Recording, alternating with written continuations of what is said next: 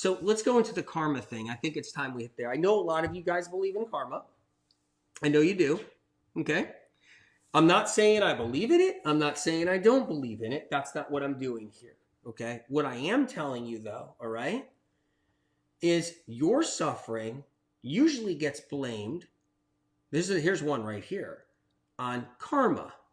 You did so bad in your last lifetime, you deserve your ass kicked 7 ways to Sunday in this lifetime. Okay? You got to watch out for that one. Don't get pulled into that one, whatever you do. All right? That 100% I don't believe in. If you believe in it, I respect you. We don't judge here, Spirit of Compassion and I. We don't shame you. We don't judge you.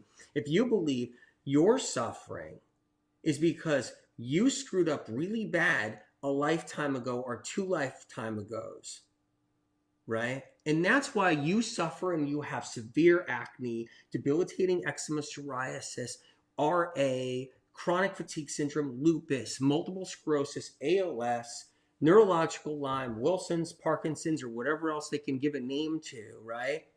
Okay? And you believe you have all those very things because you screwed up bad in a past life, or you screwed up bad in 2 lifetimes ago, and you deserve to have your butt kicked. That is definitely not accurate. I can promise you that. It's definitely not accurate. You can say, hey, Anthony, you got your opinion. I got mine. I believe I deserve this karma. I believe I have this karma, and that's why I'm suffering. AW, I get it. You have your opinion. We don't always have to listen to AW, of course not. You don't have to listen to me on any level, but I can promise you this. It isn't because of something bad you did in a past life or 2 lifetimes ago. That's not why you're suffering. The reason why the industries love when people scramble for answers and pick on themselves. I have a fear of healing. It's my fault. I created it. It hides what's really making everybody sick. It hides the caffeine addictions, which just slowly just ages people and tears them down. It hides, right? It hides that. It hides the injuries from the pharmaceuticals. It hides that. It hides the toxic heavy metals. It hides the chemical warfare placed upon us every single day. It hides the radiation exposure upon us when we go through the airports. Someone just said, Jenny just said, I wonder if sickness can be your personal karma. No. When a little baby's sick, it's not the baby's karma. It's not the baby's karma. When a toddler is really sick with spasms and tics and involuntary body jerks and movements and can't sleep, or is riddled with eczema, that toddler is not suffering from a karma problem. That's just, sadly, that information about karma got thrown into chronic illness because nobody knew why anybody was sick with chronic illness. Nobody knew it was toxic heavy metals in the brainstem causing a problem or pathogens causing a problem. Nobody knew that. They didn't know. People were sick. You were sick. You take a drug and then you're better or you're not better. And that's it. So the spiritual movement decided to put karma into the chronic ill department. Bad. You don't stick the karma crap into the chronic illness world, because your 14-year-old daughter and your 14-year-old son while you're driving back from the doctor's office and they're sitting in the car and they get wind that it's their karma that caused their crippling problem or their thyroiditis. If a child gets wind that it's their karma creating that, that's just wrong. That's just wrong. So getting viruses is completely random. No karma at all. There's no karma involved. Absolutely not. Absolutely not. We come into this world with viruses. We come into this world with EBV and shingles that we get from utero. We get passed down from our parents. We come into this world like that. We easily can get viruses here. I'll talk about that too. Relationships, friendships, drinking off of somebody's glass, You can just, it's easy to get pathogens. You didn't ask to be sick. Like, there's no karma involved. That's not, you're not paying back. You're not paying back on the karmic channel, you know, so that's important too, you know. Bugs were created by, well, they were manipulated. Bugs were manipulated 100 years ago by some madmen, okay, in the industry. They were manipulated, they were raised, propagated, they proliferated, they were put into the system along the way, and that's how it works. Darkness and bad people. If you guys have struggled and you suffered and something happened to you along the way, whatever you do, don't think it's karma paying you back in this lifetime. Anthony, can you please clarify that God does not cause our suffering? I have a tremendous amount of information from Spirit of Compassion about that very topic.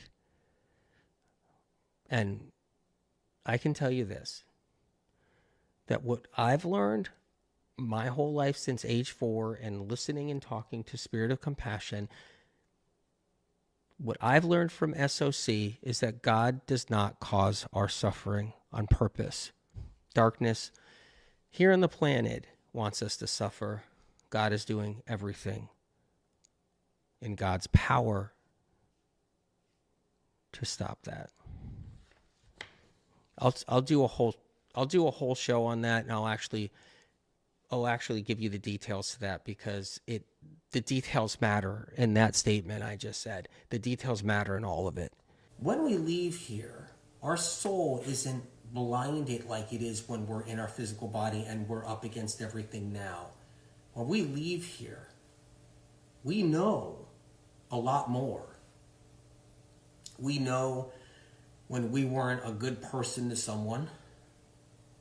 We know when our intentions were bad. We know what it may have caused upon others. We know the good things we did. We know all the good stuff that mattered and the good things we did for others.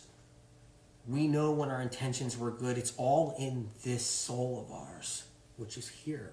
There's this moment in time as we're leaving here where all those things come to us.